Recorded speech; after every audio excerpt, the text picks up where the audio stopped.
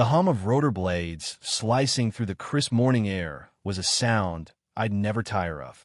My helicopter, sleek and gleaming, descended toward the rooftop landing pad of my new home in Crestwood Estates, a gated community where manicured lawns and quiet streets screamed exclusive VY.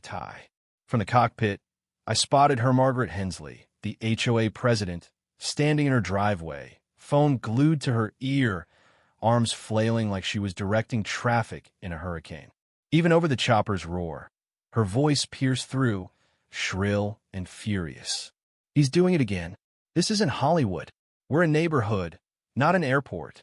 I set the bird down with a smooth thud, but a knot tightened in my gut. Something was off today. 6 months ago, I'd moved here after my tech startup got bought out for a number I still couldn't wrap my head around.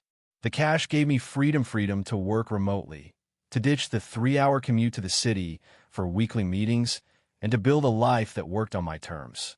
The rooftop helipad was non-negotiable when I bought this place. I'd done my homework, secured every federal aviation administration permit, got the green light from the city planning board, and built a landing pad that met every safety spec, with noise reduction tech to boot. Before MOVYing in, I even played nice, presenting my plans to the HOA board, complete with flight paths designed to keep disruption to a minimum. Most of the board ate it up, impressed by my prep. But Margaret?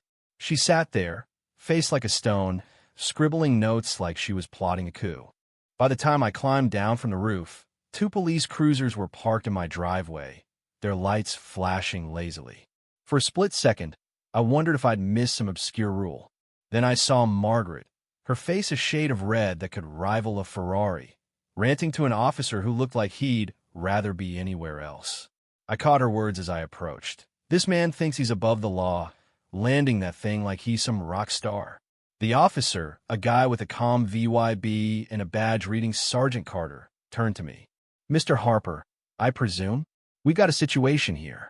Margaret seized the moment, storming toward us, phone still recording, probably live streaming to her HOA fan club. "That's him. He's VY-O-latting at least 20 HOA rules and probably federal laws." Her voice hit a pitch that could shatter glass. Sergeant Carter raised a hand. "Ma'am, please. I need to speak with the homeowner." That only lit her fuse hotter. "I'm a homeowner. I'm the president of Crestwood Estates, and I speak for everyone suffering from his reckless stunts." The first few weeks here had been smooth. My chopper came and went once a week, always mid-afternoon, so I wouldn't wake anyone up. Then Margaret's email started. First, a polite jab about property values. Then, a barrage of complaints about community standards and peace and quiet. I fired back with copies of my permits, but she was like a dog with a bone. She started scheduling emergency inspections of my property, nitpicking everything from my hedges to my mailbox. Last week, she went full scorched earth, passing out flyers warning of dangerous low-flying aircraft and catastrophic crash risks. My neighbors, who'd been friendly at first, started GIVYing me side-eye. Today's landing was routine, same as always.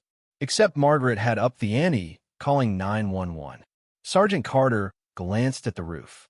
"Sir, you got permits for that aircraft and landing pad?" I nodded, grabbing a folder from inside. "Everything's legit, officer. FAA, city, all of it." Margaret hovered, still filming, muttering, "He probably faked those papers. Who gets permission for a helicopter in a suburb?"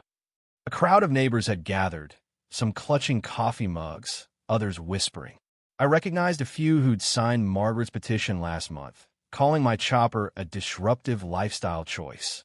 Sergeant Carter and his partner pored over my documents while Margaret kept up her tirade, claiming I was ruining the soul of our prestigious community. Then Carter's radio crackled. He listened, his face hardening. He turned to Margaret, voice cool as ice. "Ms. Hensley, dispatch says you reported an illegal aircraft endangering lives and a possible terrorist threat." Margaret's eyes flickered, but she doubled down. "Well, how else was I supposed to stop this menace?" Carter's partner stepped in. "Ma'am, you know filing a false 911 report is a crime in this state." Her bravado cracked. "False? That thing on his roof isn't false." She jabbed a finger skyward. Carter handed my folder back. Mr. Harper, your permits check out. City planning confirms your pads up to code. He faced Margaret, who looked like she'd been slapped. Ms. Hensley, I need your ID. She clutched her phone tighter, backing up. My ID? I'm the VY Tim here. This is harassment. The neighbors shifted, uneasy, their support for her crumbling. What happened next was like watching a train wreck in slow motion. Margaret threw her hands up, nearly dropping her phone, and started yelling about her constitutional rights and police overreach. When Carter tried to guide her to the cruiser, she yanked away, declaring she was placing both officers under citizen's arrest for failing to protect the community. The crowd gasped. She spun to her neighbors, now edging away. Are you all just going to let them silence me? Don't you care about our home values? Silence. Deafening silence. Carter had enough. Ms. Hensley, you're under arrest for misuse of emergency SARE VYCS, pro-VY-ding false information, and resisting arrest. As he cuffed her, she kept muttering, this can't be happening. Her phone, still recording, was bagged as EVY Denke. A neighbor, Dr. Patel, approached me, sheepish. We didn't know she called 911. She said the police were coming to shut you down for good. Others nodded, embarrassed for backing her. That afternoon, my phone buzzed nonstop. Margaret had been live streaming to the neighborhood's private Facebook group, banking on a VY Tory. Instead, her VY Deo was now Exhibit A of her meltdown. The HOA VYC president called, apologizing profusely. They'd held an emergency meeting and suspended Margaret, pending a vote to boot her for good. 2 weeks later, I got word she'd been charged with filing a false report of misdemeanor with a due law $2,500 fine and up to 6 months in jail plus resisting arrest. The court wasn't playing, making an example of her for wasting resources. The next Wednesday, as I landed my chopper, I caught Margaret watching from her yard, her face a mix of fury and defeat. She'd lost her throne, her credibility, and maybe her freedom, all because she couldn't let go of her vendetta. The neighborhood felt lighter, like a storm had passed. My helipad? Still humming, perfectly legal, and dare I say a little legendary. So what do you think? Was Margaret a tyrant who got what she deserved, or a homeowner pushed too far by a noisy neighbor? Should I have tried harder to make peace, or was her 911 call a step too far? And let's get real, would you live next to a guy with a helicopter, or would you be out there with a petition? Drop your thoughts below. Hit that like button if you're Team Chopper, and subscribe for more wild neighborhood drama. Let's get this debate flying. Thank you for taking the time to listen to today's story on Store of Good Stories. If this story touched your heart or made you think, don't forget to hit like and share the video to spread this positive message to more people. And if this is your first time here, make sure to subscribe and turn on the notification bell so you won't miss any of the meaningful stories we share every week. Your support is the biggest motivation for Store of Good Stories to keep bringing heartfelt and valuable stories to you.